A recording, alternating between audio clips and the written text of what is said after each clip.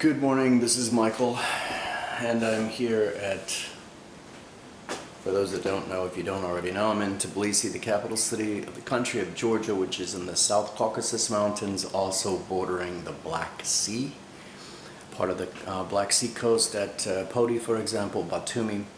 This morning I'm once again preparing the beet and apple juice. So what I'm doing also in addition to that, I'm trying to get out of a state of being anemic. It's pernicious anemia. So what I've done today, I've actually used two different ampules.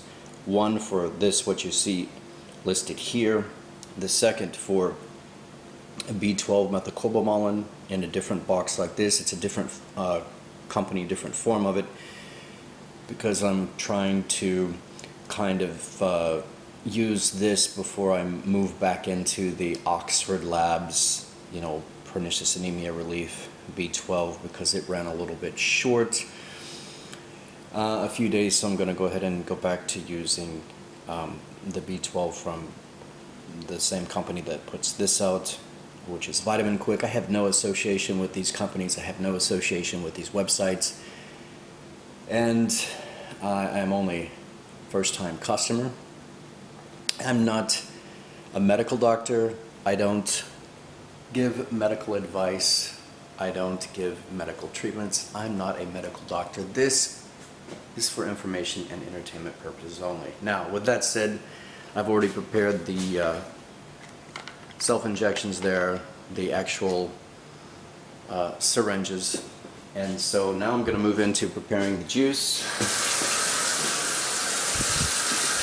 And I've done this for a few days now. What I do is I add about a cup or two of water first here, so I put in, and then I'm going to go ahead and put in, and this is actually a blender, not so much a juicer, although as I've shown in previous video, you can get juice in this way too. So this is one beetroot that I've cut. I've got two different stacks of what I've cut this morning. And there is that. And then I'm going to go ahead and put in the apples. This is a small apple and very inexpensive here compared to US prices. I got these from the local Spar grocery store. Yesterday I was in Chachavadze at Endorphin Cafe across the street from Goodwill. Chachavadze Avenue in Vaque is not far from Ilia State University, where I've filmed the International Republican Institute, or IRI, there. Let me go ahead and, I've already prepared some oatmeal with some butter. Again, this is one of two ampules I've used today because I've made out of each ampule two different syringes prepared for today and tomorrow and the next day. So we've got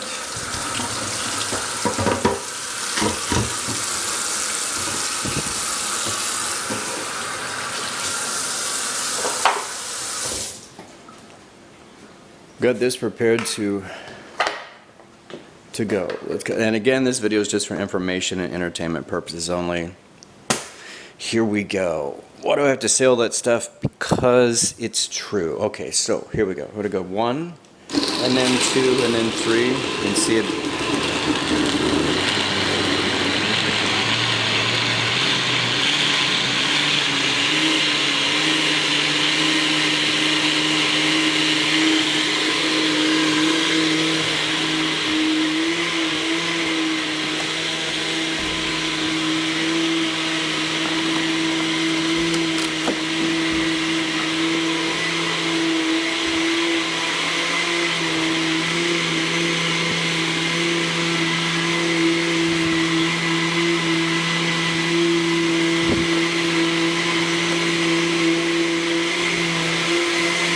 So it's pretty good.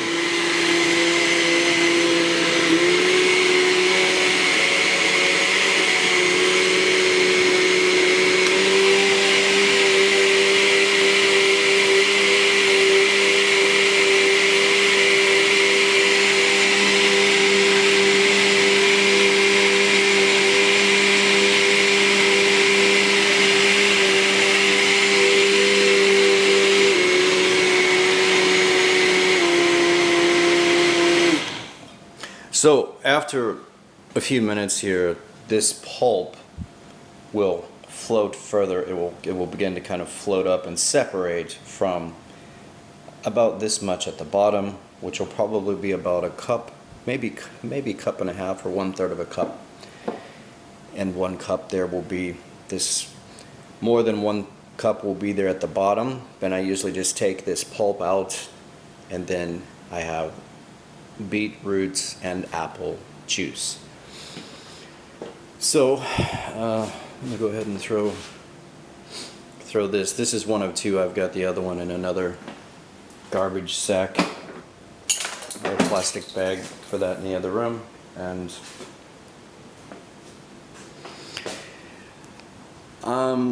as I wait for that to separate out, in fact, I think I'm kind of, well, I guess I can go ahead and make some tea.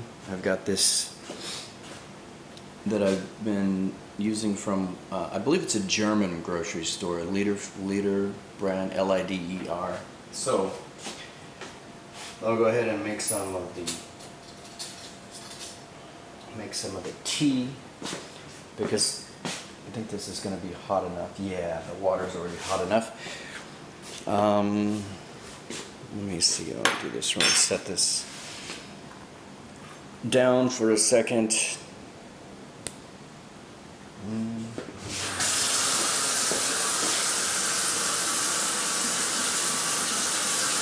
Definitely not the way that you want to make a video for social media or for YouTube or for audience retention, because I know it's not the most action-packed, drama-filled kind of,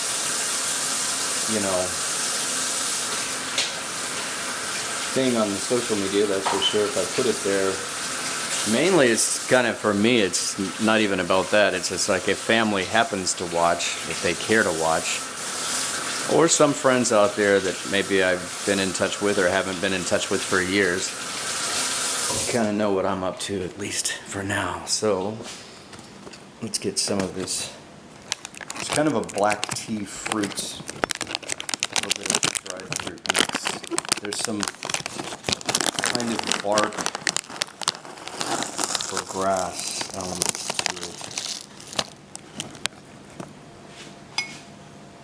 it. See what I mean? So there it is. And I know that's a bigger spoon than usual, but I can't find the smaller spoon right now. A teaspoon, as we call it, right? So now we have some tea ready, or it will be ready in, let's say, about 5 minutes. So as we can see here, this is already, as I said it's already beginning to separate. So this is the actual juice that I will drink, and the pulp, fortunately, with this blender, right? Which we can somewhat call a juicer, right? But it's actually a blender. So, but in this case, it works quite well because of the beetroot pulp and the apple pulp separates and floats to the top. That's excellent. So there we go. So that's what I'm doing this morning. What else can I say? What topic can I talk about? Well, I found some photos. This is an interesting topic, and again, on the topic of family, that my father had on his Facebook page, one of his Facebook pages, and one I hadn't seen for forever, it seems like. I lost quite a few pages over the years, photo sets. It's almost like someone got jealous and came in and just found a reason to, get them all deleted or canceled or whatever happened with all that stuff. It's happened, mostly it was before or right around the time of every fashion week. That's when it would usually occur, either right before, so that when it would go to publish, it actually go to another page and post there. But there was this thing went on for a couple of some years, and it would happen almost consistently there in the end, to where you would go to post and they would just find some reason. There would be some reason. It's almost like someone sitting back watching and figuring out, okay, we can turn this photo in for this, or turn this page in for that, or whatever. And just on the timing to where the fashion week would come up and then you couldn't post there. there'd be a restriction for so many days or whatever. That happened consistently for some time. So it's very strange also. Friends that I don't really consider real, true, full friends, or men my age, would contact me too, suddenly, almost like out of some spite or competitiveness or whatever. It was really weird. It would only happen, there's only 3 or 4 people that I can think of that were that way. Not everybody's that way, but I had to keep in mind that that's probably why, simply because I was a photographer going on the fashion weeks and posting photos, and on all the other events it wasn't such a big deal, because it apparently not posting photos of beautiful models wasn't riling up these guys watching and I'm talking about Americans. I'm not talking about Georgians, typically. I mean, if they are, I don't know, they're in the, to where I don't know about it. But in these specific examples, I'm talking about other Americans. So that was always a problem, is dealing with people back home, because they would have the completely wrong idea or the completely wrong understanding about anything over here, or in another foreign country. And because I've been in many foreign countries, I spent a year in Panama, 13 months back and forth in Panama. Most of the 13 months I was there. Russia, Ukraine, New Zealand, 45 days, New Zealand. Switzerland several times, 2 times at Billy Meyer's, 1 time by train just coming through on my trip to Italy, which I flew from Italy onward to New Zealand, and that was in the summer of 2005. Did a lot of travel that summer. And in fact, did the Lives Between Lives hypnotherapy session, past life regression, in Texas. And did that twice, 2 different trips. The other one was just coming back home, the one I just mentioned was coming back home and stopping in Texas. And then another time I went from Missouri back on over to Texas. So it was very, very enlightening. And there was some changes after that, and I lost this kind of like fear of something that came up that had, at least in my mind or in the hypnotherapy session, the past life regression came up. I'd actually lost after that all fear about that kind of thing. It's really fantastic. It's really interesting. So whether you believe in that sort of thing or not, all I know is that the end result was I lost a particular fear that I had, which most people have, and especially in situations where I've traveled in. It has to do specifically with that. And so there was a value in that, and that was kind of like freeing in a way that I couldn't have imagined. Although when I read about that in a book on a bookstore on Queen Street in Auckland, New Zealand, and it's an American bookstore. I'm trying to remember if it was Barnes & Noble or another one, but that's where I read that some licensed medical doctors and licensed psychiatrists in the United States use past lives hypnotic regression therapy. And I'm like, well, that sounds very interesting. I've read the work of, Destiny of Souls of Dr. I think it's Steve Newton. I have to look up the name of the author again to make sure I've got that right, but Newton, I think, is his last name. So Journey of Souls, Destiny of Souls, Lives Between Lives. So it was a topic that was already familiar to me. I just decided to go ahead and go through with going to one of his certified therapists there, and I think it was Austin, either Austin or Houston, maybe Houston, Texas. And it would be about 3 or 4 hours that I spent there in that office. So very interesting. Let's see where we're at with the juice separating. Looky there, we've got that much juice and this much pulp from one apple and one rather sizable beetroot. I got my oatmeal, the injections that I prepared for today, the next day, and then one for the next day after that. And let's see, this is the, I'm going to put the juicer back in. There's a vegetable shredder there. It can be used for that as it goes onto the top. It's a pretty cool blender. See, it can chop up vegetables and so on. So it's pretty cool. So my travels have involved, you know, some stories like that. The whole trip from Amsterdam, actually Ukraine, Amsterdam, New Zealand, which was quite an extensive flight path, was absolutely incredible in so many ways. It was a really fantastic trip. It was even flying out of Rome over the sea. The first time I'd actually spent time at the sea, I think. Now, when I say that, I have to go back and think that I did spend a little time, but we didn't like, yeah, there was on the Black Sea. So I actually looked at this more like an ocean, but technically it's a sea. But if you just go on out, it's in the ocean. So I'm not exactly sure why there's the division between what is technically a sea when actually it's, if you keep going, it's the ocean. But so I'd flown over that first beach that I spent extensive time at, just like swimming. You know, the one in Turkey, we really didn't do much swimming. We were on the beach. We were in the, you know, to where we could swim a little, but we didn't really, it's the Black Sea.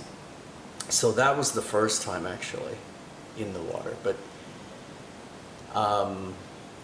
the time that I really spent there extensively was, I wouldn't even say extensively, I'd say for a day or two. And it wasn't a full day. It was like go there and then go back to Rome. I was at Santa Marinella and then come back again by train to be the maximum that time, because I also had taken a tour of the Vatican, and I ended up doing that again some years later when I returned to Rome, when it was just amazing.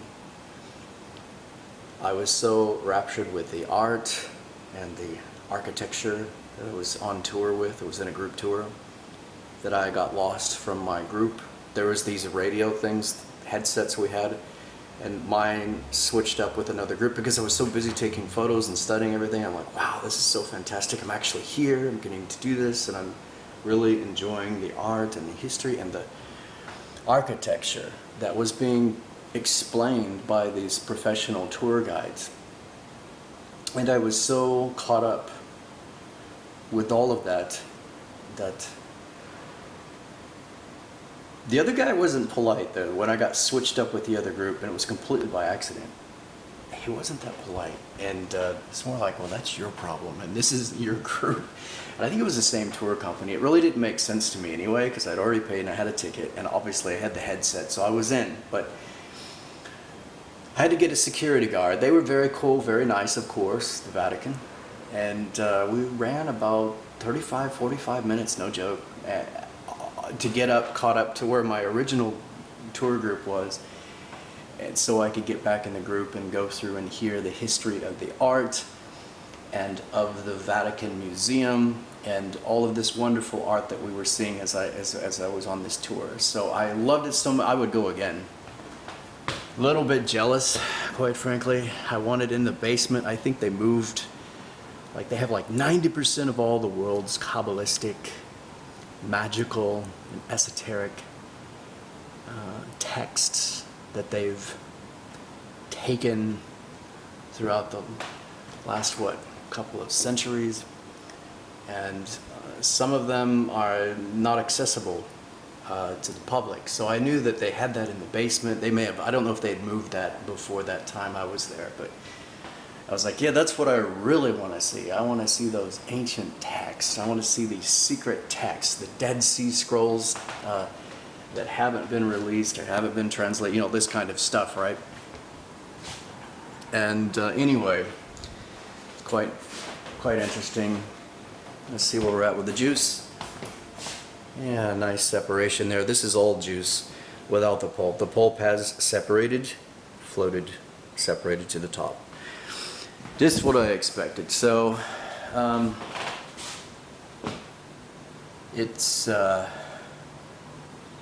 was with an older woman, about 85 or 89, something like that. She was with a walker. And she's the banking family that is very close with, we're close friends with my father. In fact, they went fishing together up in Canada. And also Truman Lake, of course. But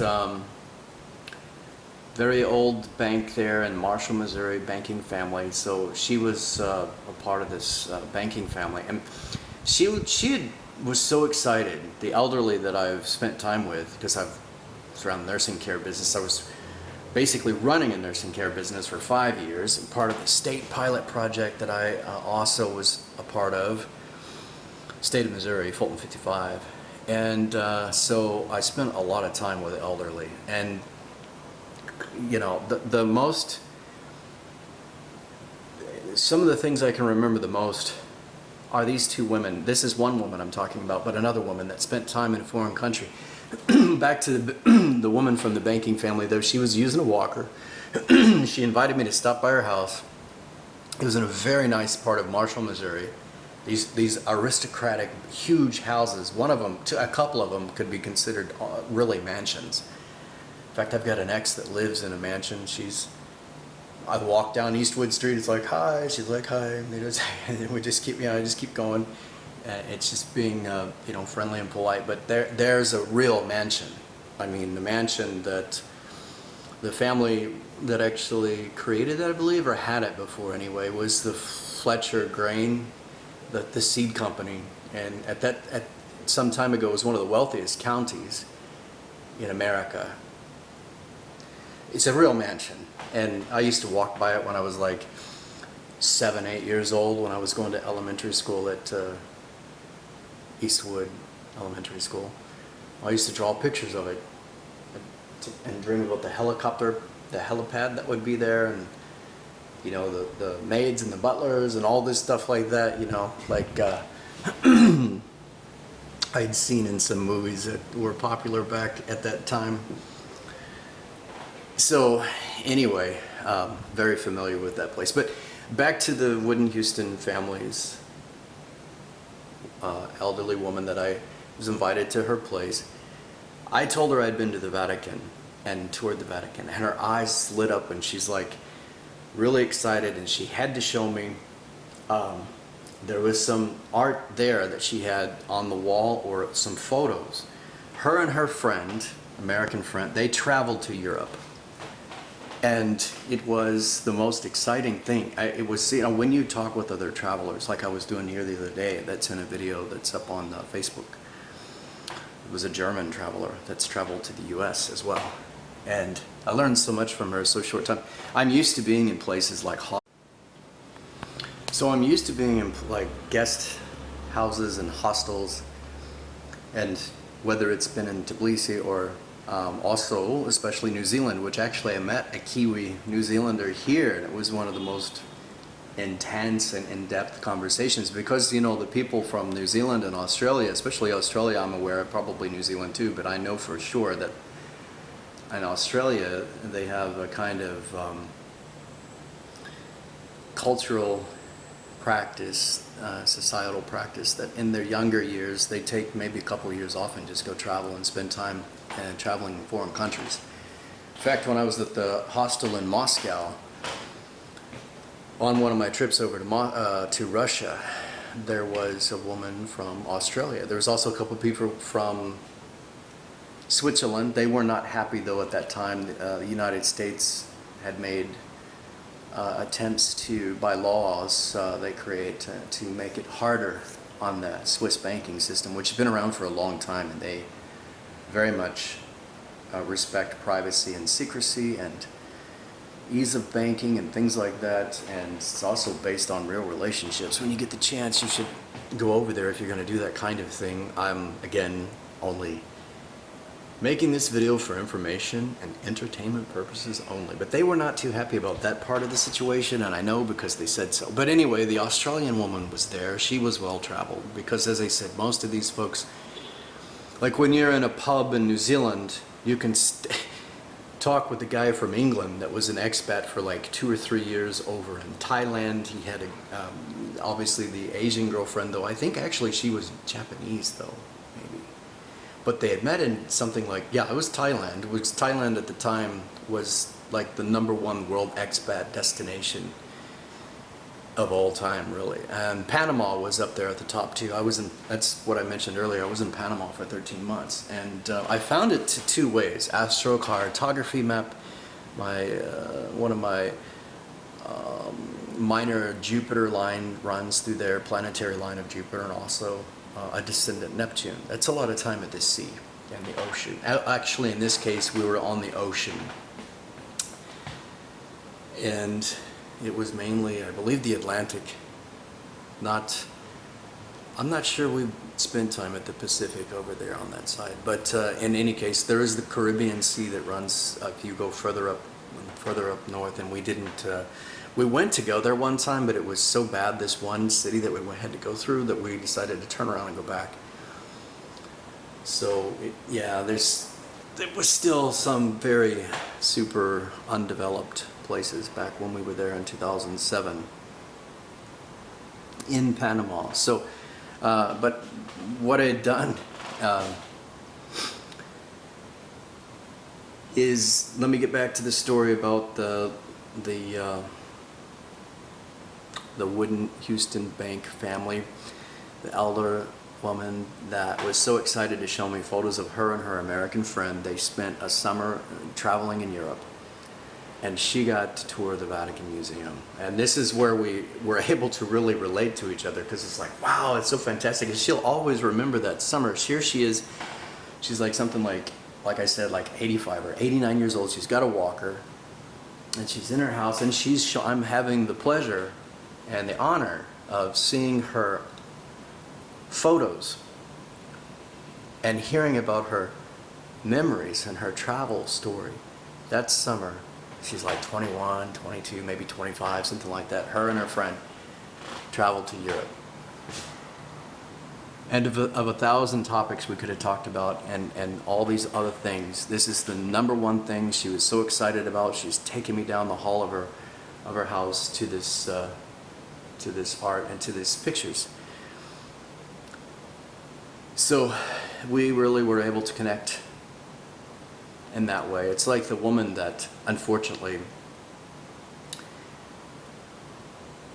it's a long story. I was back in America, and I had predicted a death would come, and it was a double death prediction. And the first death that did come after I predicted it was my friend's grandmother died.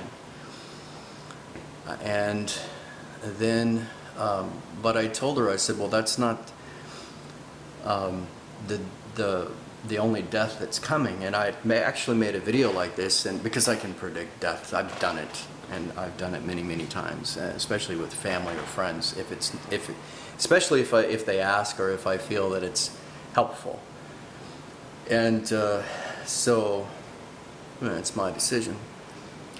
And the business that I worked in the nursing care business, sometimes it can damn well be helpful, especially if you're running a nursing home business, because you can get extra staff in there, or just be psychologically or strategically, maybe even spiritually prepared for that if you choose to be, or mentally prepared for it. And that's happened several times as well. But anyway, the woman that I'm talking about, unfortunately, she had a stroke in the I was in the kitchen, and I knew something could happen, and I heard our staff girl talking to her, saying her name again and again. I knew something was wrong, so I came in there, and she couldn't move. She couldn't move. She could not move. Only her eyes and her finger. She could only tap her finger. And I knew she had a stroke. And So I asked everybody to leave the kitchen. I was positive and friendly and as much as I could be given the circumstances. And I said, listen, I said, everyone, let's finish up. We've got an unusual situation at the moment. We need to finish up, and if you want, you can take your food to your rooms. We'll help you with that. I said, if you need help from the table to your rooms, but I need to ask you to go ahead and finish up and to leave now. And, give us some minutes to deal with a few things here. And so everyone began to leave the table, and then I called, of course, my mother in the emergency room, and my mother and Terry came, and we helped to put her in the van,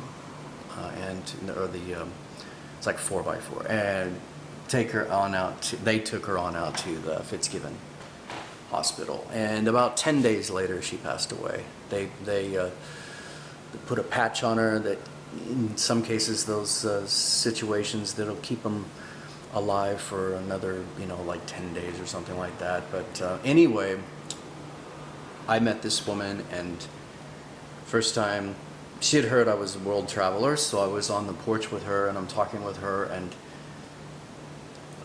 amazing story.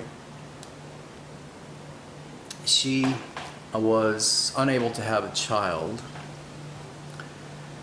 and later in life she, I believe, reconciled that with the remainder of her life. So what she done is, about the age of about 40, 45, I think it was 40 or so, 45 years of age, she was with a particular church, and she decided to become a missionary to Africa. And she was a nurse. Her specialty was delivering children, babies. And so she told me about how wonderful was Africa's Rwanda. And it was like, she said, the little Switzerland of Africa. Like when I was in Panama, they said that, I think it's Boquete, the area a little north of where I would go is the little Switzerland of Panama. And in that particular location, it's like 60 to 70 degrees Fahrenheit, like all year round. There's never snow, there's never winter. And if you go further south into South America, Yulia and I were going to travel by motorcycle. We'd actually went and looked at the motorcycle. We had everything ready to go, and she lost her passport on the beach, and she flipped out over that. She flipped out really bad over that. It was really bad. She really, really wanted to go, and I wanted to go too. We got out a map. We looked at the different routes. We were going to take one motorcycle from Panama, city Panama, all the way down to Uruguay. No bullshit. We even looked. I even remember the motorcycle was yellow. It was a nice one, and we were going to look at buying that motorcycle and just travel from Panama City, Panama, down to Uruguay. And I think it's, I don't say Montenegro, but it's like, starts with an M, the city that's seaside there. Anyway, that Uruguay, that area is considered, it's the most popular seaside city there. It's considered the, Switzerland of South America. So, and the key is that through International Living Magazine, I bought the report. There was an author and a writer, a reporter, traveler, American. I think maybe he's American, who knows. Wrote a report on Uruguay, and you can purchase like maybe 5 acres of land there, and they're into cattle too, which some of my family has cattle, but and by Vedic astrology predictions from Panda Parsai, that's in my future, whether I want it to be or not. So anyway, what we found is that you could go buy like a few hectares of land, or some acres, for example, of land, and after about 2 or 3 years, you meet the residency requirements, and you get a Uruguayan passport, which is good for like entry into like something like, I don't know, like 150 or maybe 80 countries in the world, something like this. So it was a good place that expats would consider is Uruguay. And Montevideo, I think that's the name of the city, Montevideo. I have to look it up. But anyway, it's the one that starts with an M and it's on the seaside. So we weren't following through with that plan because we're on the beach and that's where she lost the passport, was on the beach. But she really, really strongly flipped out over that because for her, being Ukrainian, it was so difficult to get the passport replaced. It took about 4 or 5 months, and quite frankly, I had to tell her mother and her this suggestion. I said, listen, just tell her to take, like a basket of fruit, bottle of wine, maybe a couple of bottles of champagne, something like that. Go to the people that deal with this, offer that as a gift, and get this taken care of. And after that, they finally got it taken care of. But otherwise, she couldn't deal with it. The nearest Ukrainian consulate at that time was like up in Mexico or something, and it's a very difficult situation for her. But she would get quite emotional and freaked out and was crying in the street and all this stuff at one point. And I had gotten her a World Services Authority. It's a WSA passport. It's not exactly used everywhere or accepted everywhere, but it does provide a UN, like a UN law or a UN convention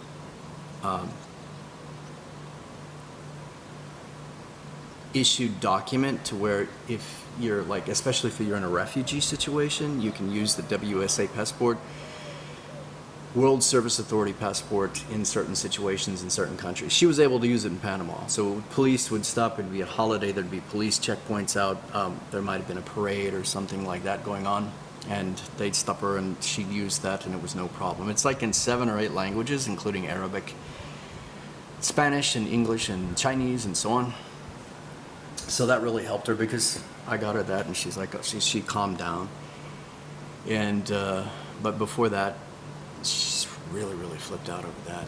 Because being Ukrainian and coming from that period of time back when she was there and growing up in that period, they were heavy on documents, the old police state documents, papers, please, that kind of thing. So that was the problem. So we solved that problem both ways, or I solved that problem both ways. Anyway, but yeah, that's back to Rwanda, the little Switzerland of Africa. I'm there on my mom's nursing home's deck, the porch, if you will, the deck, talking with this woman, and her eyes had just lit up. This is before she died, obviously, later, and I had known that death was coming, and unfortunately it would turn out to be her death. But, and I was at her funeral, and that's how we met her other family, and they ended up at mom's nursing home as well. Maybe for a year or 2 or 3, they were there, this couple. And I had met them at the funeral, and I was helping at the funeral and all that stuff, just being there, and, also in the nursing home, helping move and stuff like that. Anyway, she was so excited about Rwanda because she had actually helped found a hospital for midwifery, for the delivery of children for pregnant mothers. She'd actually done that, and she was so proud of that. And I'm like, oh, that is amazing. She actually helped to found the hospital, the clinic there, to deliver babies in Rwanda, in Africa. And she just loved Rwanda, and she talked about how beautiful it was. And one time, she was with African woman, and maybe her family, I don't remember the details, but I remember this detail. It was in the middle of the road that they just couldn't make it to the medical clinic there, the hospital, so they had to deliver the baby. She delivered the baby in the middle of the road on the way in Africa, in Rwanda. So it was, but her eyes just, lit up, and she was so excited when she heard I was a world traveler. She just, she's like, wow, look, I am, she's done something like this too, she's also a world traveler. So it's those rare few people, when I will go home. There's another person in the family that eyes lit up like that, although she was unable to speak at that point. It's an elderly woman. She had been a teacher all her life. and she's just about a year or two before she passed. And she was so excited. You could just see it in her eyes. It's like she wanted to communicate with me, like, oh wow, you've traveled overseas and this and that. And she wanted to hear and to speak, but she couldn't speak, but I could see it in her eyes.